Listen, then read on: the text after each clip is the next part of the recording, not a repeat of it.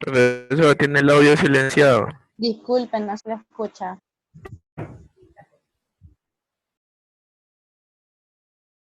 Ya, disculpen.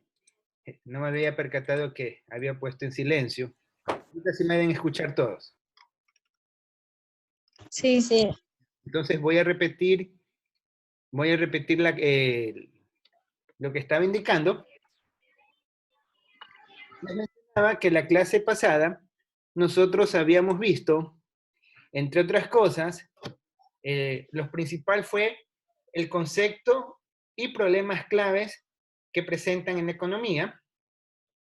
Vimos cuál es la diferencia entre el análisis micro y macroeconómico.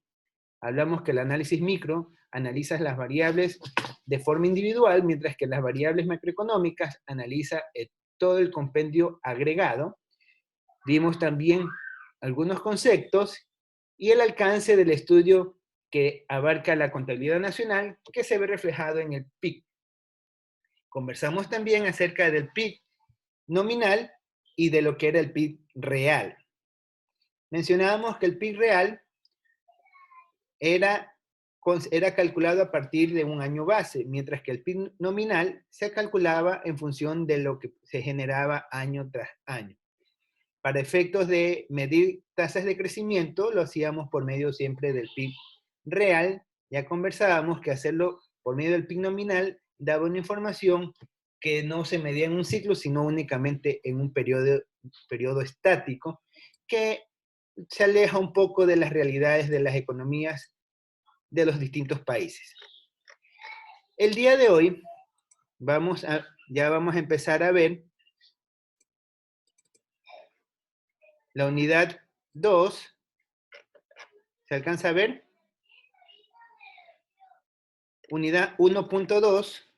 ¿Sí alcanzan a ver todos? Sí, mister. Sí, sí se ve.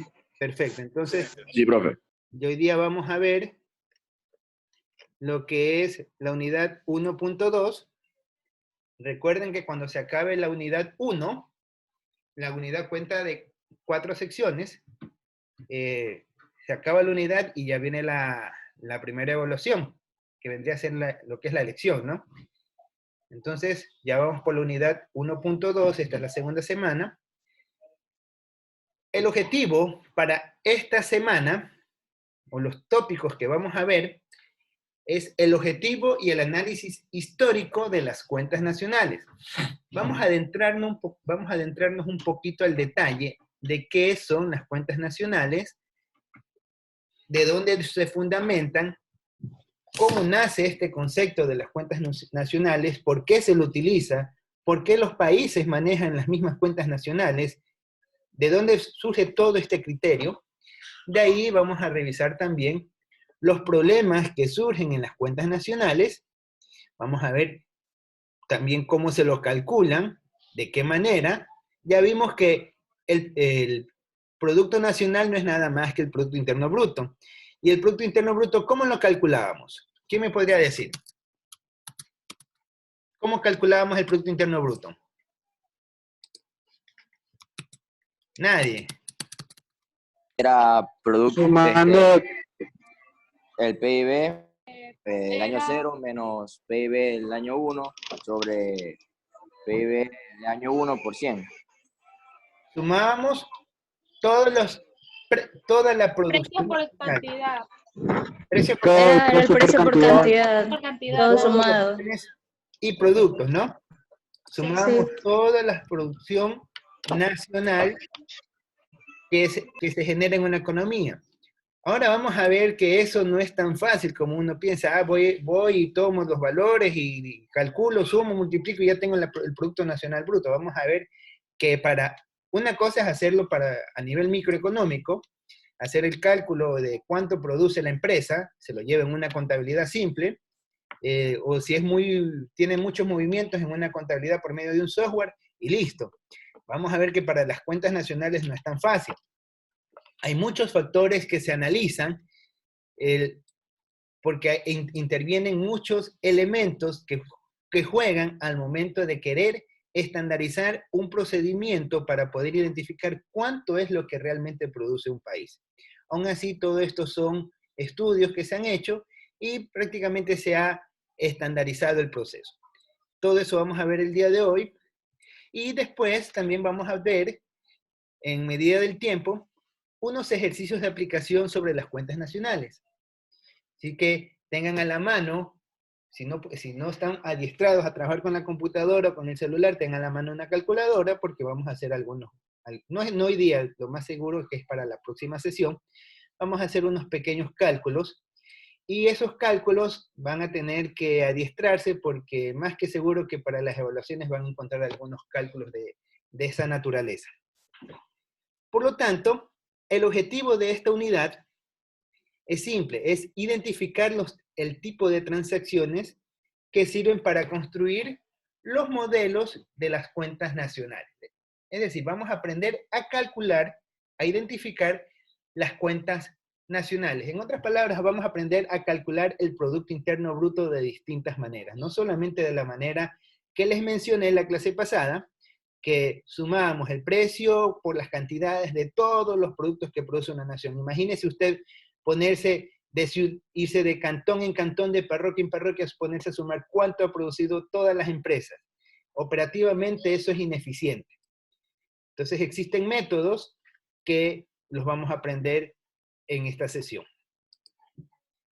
Continuamos. El texto guía, bueno, sigue siendo el Dorbuch, aunque me he basado de algunos textos de textos que hablan sobre macroeconomía y principalmente de cuentas nacionales, ya que esta es una información proporcionada por la ONU. Son organizaciones que han estandarizado estos procesos de control de las cuentas nacionales. Ya en algún momento les voy a compartir el texto para que ustedes puedan también profundizar e investigar un poco más en el trabajo. Vamos a empezar primero con una definición básica. ¿Qué son las cuentas nacionales? Antes que todo, ustedes debieron haber aprendido en los colegios, esto enseñan desde las escuelas, cuando uno ve un tema, primero analiza el tema y ahí puede intuir de qué se va a tratar. Cuando hablamos de cuentas, ¿qué es una cuenta? La cuenta no es nada más que un control numérico, llevar un orden de algo. ¿De qué? De las cuentas nacionales. Cuando estamos hablando de las nacionales, estamos hablando de todo lo que pertenece a una nación, a un estado, a un gobierno.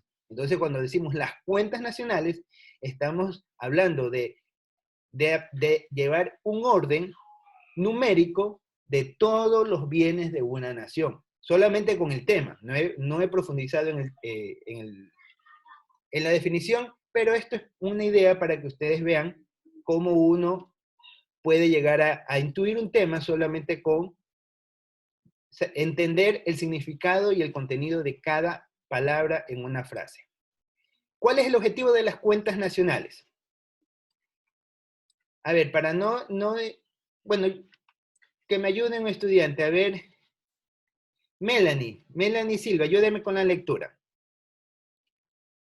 Objetivo, medir cuantitativamente la estructura y evolución de los distintos sectores y ramas de la actividad de la economía. Entonces, ¿cuál es el objetivo? Es medir cuantitativamente. Es un número, ¿no? ¿Qué cosa? La estructura. ¿A qué nos referimos nosotros con estructura? La estructura es la forma como se encuentra organizado, como se encuentra dirigido todo el sistema de las cuentas nacionales. Todo eso nosotros lo vamos a transformar en números. Por ejemplo, el Ecuador tiene determinada cantidad de edificios, tiene determinada cantidad de vehículos, tiene determinada cantidad de aviones. Todo eso nosotros lo vamos a determinar en una forma numérica que se lo va a estandarizar por medio de un patrón único, que todos ustedes ya lo conocen y algunos ya lo deben intuir. Entonces, mide cuantitativamente la estructura y evolución de los distintos sectores y ramas de la actividad de la economía. Vamos a ver qué tipos de actividades intervienen en las cuentas nacionales. Esto es muy importante tener identificado quiénes son los que juegan en las cuentas nacionales. Tenemos la producción. Ustedes saben que para producir se genera riqueza. Tenemos las actividades de consumo. ¿De qué sirve la producción si no hay consumo? Entonces tienen que haber actividades de consumo, porque si ustedes producen algo y no lo venden, están produciendo por gusto, o simplemente están perdiendo. Entonces están ligadas, las dos están agarradas de la mano. De acumulación, obviamente, ustedes trabajan para poder adquirir bienes y servicios, y obviamente una parte la destinan a la acumulación para determinados eventos en los que puedan escasear los bienes o simplemente para aumentar su patrimonio. Así también como las de distribución y redistribución del ingreso, que este efecto de redistribución del ingreso lo hace principalmente el Estado. Ya eso es algo que vamos a ir aprendiendo poco a poco, que quien principalmente se encarga de distribuir los ingresos es el Estado. Continuamos. Vamos un poco a ver los orígenes históricos de las cuentas nacionales. Empezamos en el siglo XVIII, en Inglaterra. Hubo un estudioso, un economista estudioso que se llamaba Petit, y un francés, François Courant. Ustedes a estos personajes más que seguro ya lo debieron haber conocido o se los debieron haber presentado cuando vieron la materia Historia del Pensamiento Económico. Ahí ustedes algo debieron haber escuchado de estas personas. Si no lo han hecho, bueno, ya van a tener que investigarlo para que sepan un poquito más quiénes fueron estos personajes. Fueron personas que propusieron métodos y alternativas para establecer cómo se debería llevar un control de las cuentas que maneja un determinado territorio. Entonces, ellos plantearon los primeros intentos para medir la economía, trataron de cuantificarlo, porque en aquellas épocas las economías simplemente eran grandes espacios de territorios que sabían que limitaban ciertos aspectos, pero no llevaban un control minucioso, detallado, que pueda discernir de los recursos totales disponibles que eran de aquella época. Después de eso, para 1930, ningún país tenía un medio para poder medir el desarrollo de la economía. Simplemente no sabían qué país generaba más riqueza o menos riqueza, se manejaban por medio de espías. Entonces ahí la historia es muy amplia. Podemos pasar horas y horas conversando acerca de estos temas. Vamos a concentrarnos en la clase. Ya después entramos, dentro del mismo año de 1930, aparece una persona que ustedes más que seguro lo han de haber conocido. Lo vieron también en la materia desarrollo del pensamiento económico. A este señor John Maynard Keynes, en 1930, propone, en su famosa obra, propone la necesidad de que se establezca un sistema de medición del desarrollo de las economías. Ustedes saben que John Maynard Keynes es considerado el padre de la economía. Seguimos con el origen histórico de las cuentas nacionales. Entonces, en 1953, perdón, un ratito que me pasé, si estamos bien. Una vez que John Maynard Keynes propone llevar un manejo de la contabilidad, un manejo de un sistema de medición de desarrollos de la economía, pero todo eso eran los primeros pasos para tratar de llevar a unificar el sistema de medición contable para las distintas naciones del mundo. En 1953 ocurre algo que en el Banco Central se crea un departamento de investigaciones económicas. No existía hasta antes de esa época un departamento de investigaciones económicas, simplemente había un registro simple de las cosas que se llevaba de manera financiera más que todo.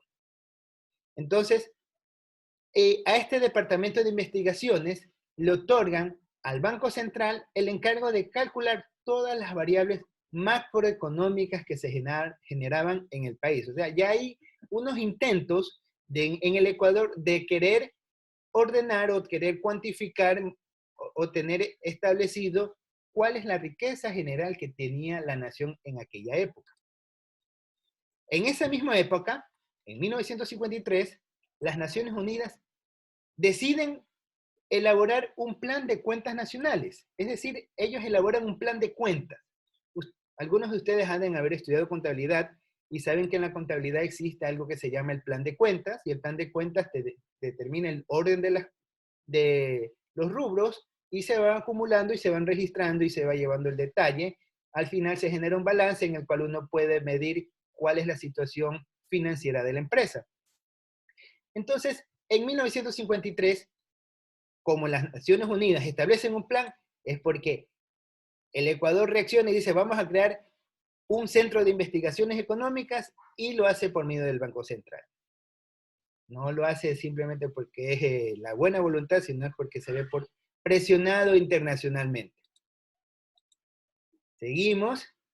Después, en 1955, el plan establecido por las Naciones Unidas se suspende porque en esa misma época se estandariza un cálculo y control de las cuentas nacionales. Entonces, a partir del año de 1955 es que nace el PIB, el Producto Interno Bruto, el Producto Nacional Bruto, y todas esas situaciones que vamos a ir aprendiendo poco a poco. ¿Hasta allí alguna pregunta? Con las partes de la historia. Hemos simplemente conversado un poquito acerca de historia, de qué son las cuentas nacionales, de dónde vienen, cómo se originan, un poquito en términos generales.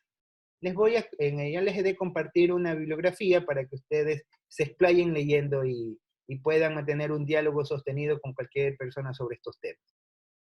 Continuamos. Para realizar un correcto análisis económico, debemos conocer por lo menos qué es un circuito económico. ¿Qué se entiende por circuito? Circuito primero viene del término círculo, algo que se repite una y otra vez dentro de la economía. Tenemos que saber este circuito económico, cómo se relaciona en base a los flujos reales de bienes y servicios, que es lo que se negocia dentro de cualquier organización estructurada que exista en cualquier parte del mundo.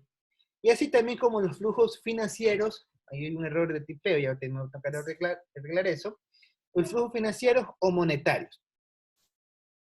Vamos a conocer un poquito de detalle este flujo real y financiero del circuito económico. Ahí les he puesto una nota que dice, todas las transacciones en la economía tienen un flujo real y un flujo financiero. Es decir, cualquier actividad económica que ustedes realicen va a tener como consecuencia una actividad económica y un flujo financiero, porque ustedes intercambian bienes y servicios y lo hacen por medio de la moneda.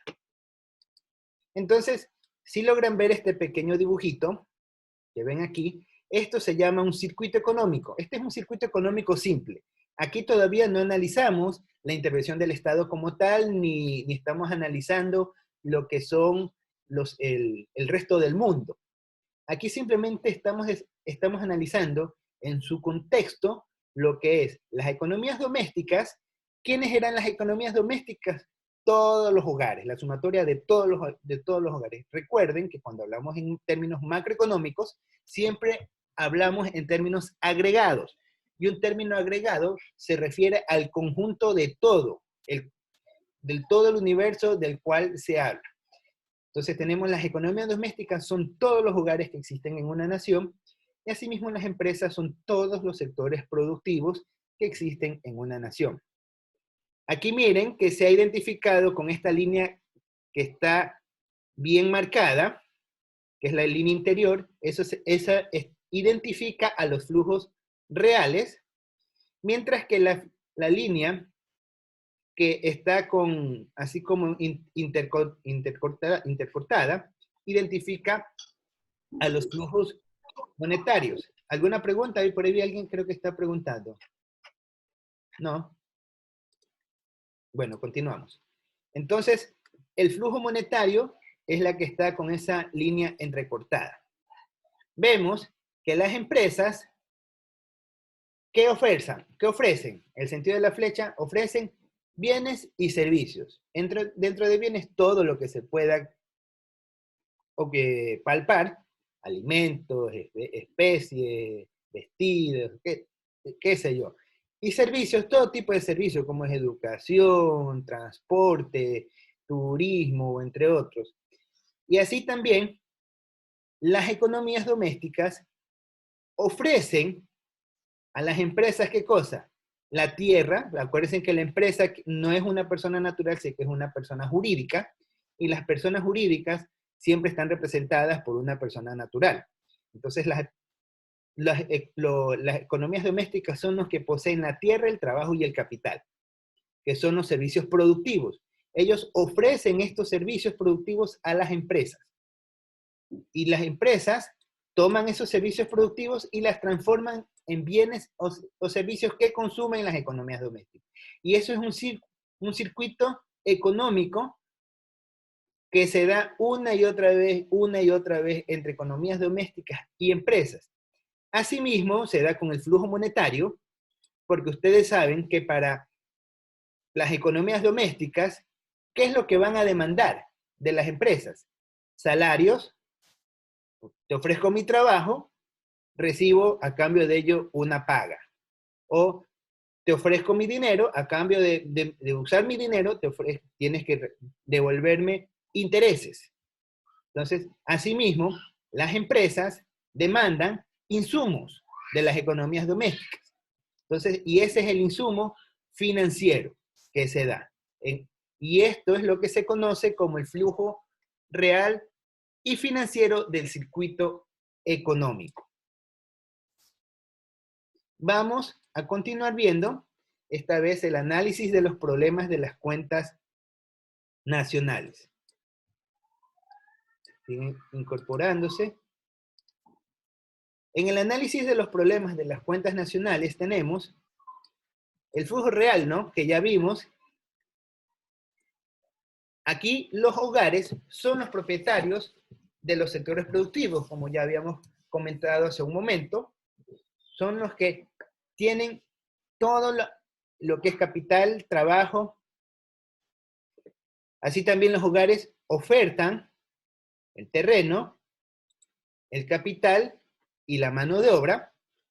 Identificamos por efecto de simplificación terrenos con la letra T, capital con la letra K y la mano de obra con la letra L. No es I por si acaso, es la letra L. Con la letra L. Tenemos también que dentro del flujo real participan las empresas. Ellos venden a los hogares productos o insumos, transformándolos por medio del uso en tierra, capital y mano de obra. Ese es el flujo real, que es una breve descripción del cuadro que vimos nosotros hace un momento. a este cuadro, ¿no? Vamos a ver ahora el flujo financiero o monetario, y también una breve explicación muy sencilla. Las empresas, dentro del flujo financiero o monetario, ofrecen a los hogares sueldos, arriendos, intereses y ganancias. Mientras que los hogares pagan por el uso obtenido que tienen de las empresas de los bienes y servicios recibidos. Se complementa. Todo esto lleva a que los circuitos económicos nazcan o se genere una triple igualdad. Ahí me faltó la letra D. Una triple, y la de L. Una triple igualdad. Veamos en qué consiste esta triple igualdad. Primero, que lo que se produce es igual a lo que se gasta y es el igual al ingreso que se percibe. Eso dentro de este flujo circular que hemos estado analizando. Se va a cumplir esta triple igualdad. Y de esta triple igualdad entre lo que se produce, entre lo que se gasta y entre lo que se obtiene de ingreso es que nace el PIB. De aquí, de estos tres elementos, es lo que vamos a aprender a calcular el PIB desde sus diferentes formas de cálculo. A los que les gusta hacer cálculos, aquí esta es la mejor materia que pueden hacer. Aquí es bastante razonamiento lógico que se utiliza. Por tal razón, el producto de una nación se puede calcular de tres maneras diferentes, lo que le estaba diciendo. Ya sabemos qué es el producto de una nación, se refiere al Producto Interno Bruto. Solamente que aquí se lo llama producto de una nación por términos generales. La primera situación que tenemos que considerar es la suma total de los agentes de una economía. La suma total de los bienes producidos finales y el ingreso de los agentes económicos de una nación. Esta es la razón por la cual se puede calcular de tres maneras diferentes el Producto Interno Bruto o el Producto de una Nación. Aquí, producto, gastos e ingresos se debe a la suma total de los agentes de la economía. Esto corresponde al primer elemento. El segundo, la suma de los bienes producidos. Y el tercero, el ingreso de todos los agentes económicos de una nación. Esa es la razón por la cual se puede calcular de tres maneras diferentes el producto de una nación. Todo lo que producen los agentes va a ser igual a todos los bienes finales producidos. Ojo, son bienes finales, no son bienes intermedios, no se considera el intermediario. Todos los ingresos, o sea, todo lo que produjo la nación va a ser igual a todo lo que recibieron los distintos agentes económicos en una nación, y así va a ser igual a todo lo que produjo la nación, va a ser igual a todo lo que recibieron todos los agentes de la economía. Por eso es que se habla de la triple igualdad que se cumple en el producto de una nación. Y de aquí nacen los cálculos que vamos a aprender durante esta semana para calcular el Producto Interno Bruto, o el PIB. En los agentes económicos tenemos, principalmente, ya habíamos conversado un poco, a las empresas, tenemos también, obviamente, a los hogares, ya lo vimos en el diagrama, tenemos el gobierno, que también interviene. Ya nos quedan 10 minutos, si se corta la sesión, ya saben, regresamos, después de un momento, como decía Pablo Vaquerizo, 20 minutos. Tenemos que las empresas, ¿qué hacen las empresas? Son financieras y no financieras. Ustedes saben que existe la banca, que existen empresas que se dedican a compra y venta de bienes y servicios. Entonces, la empresa puede ser una entidad financiera como una entidad no financiera, y por definición son productoras. Las empresas son diseñadas para generar riqueza, no son consumidoras. Ustedes han visto a alguien que mantenga una empresa, es al contrario, la empresa mantiene a las familias, ¿no? Tenemos así también que dentro de los agentes económicos son por definición consumidores, pero no son productivos, por definición. Porque en teoría, de manera general, los hogares conforman empresas para poder generar riquezas. Y asimismo tenemos que el gobierno es un productor, por los servicios que presta a la comunidad, produce por medio de Fuerzas Armadas, Policía Nacional, Educación, Salud, entes gubernamentales, entre otros. O sea, produce bienes, produce servicios que brinda, ya sea de manera gratuita o por medio de una tasa o por medio de una contribución, se brinda un servicio. Por ejemplo, la tasa vehicular de matriculación es un servicio que brinda para que las personas puedan circular con sus automóviles.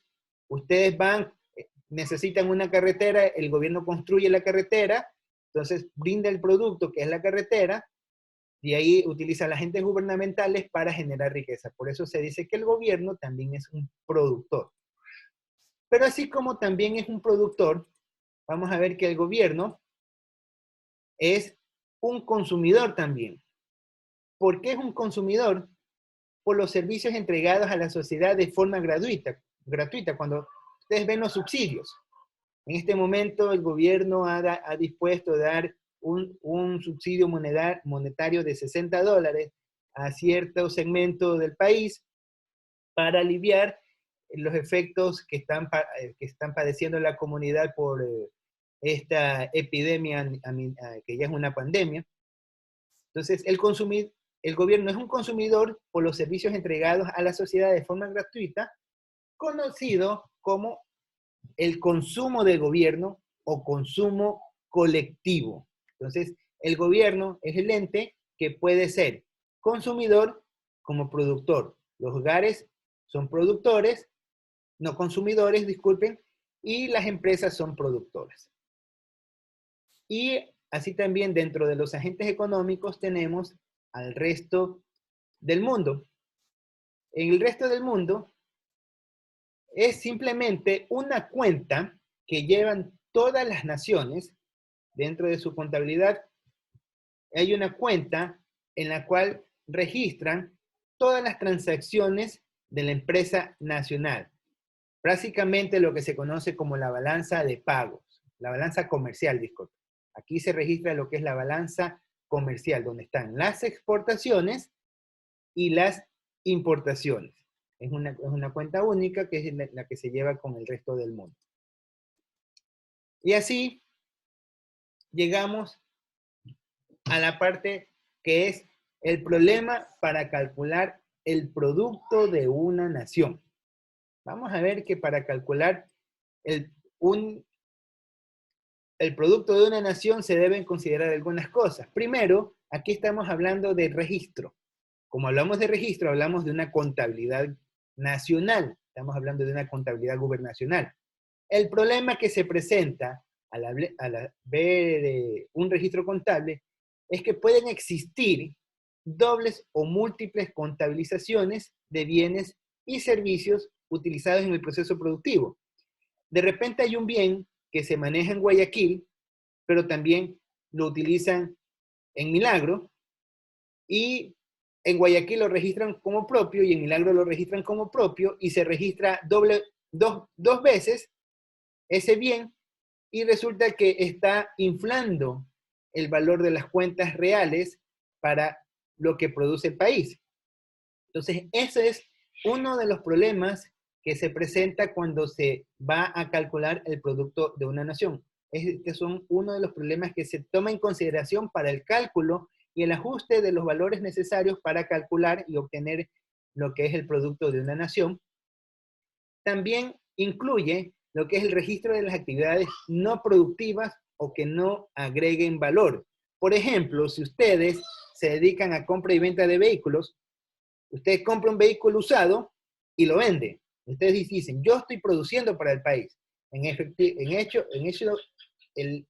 hecho real es que está produciendo dinero para poder subsistir, pero no está generando riqueza para el país, porque está actuando como un intermediario.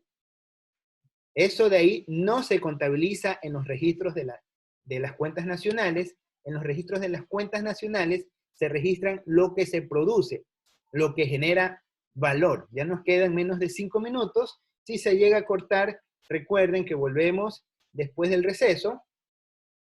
Y después del receso vamos a hacer una rondita de preguntas para ver si de verdad han estado atentos al conversatorio o al diálogo que estoy haciendo un monólogo aquí, hablando solito.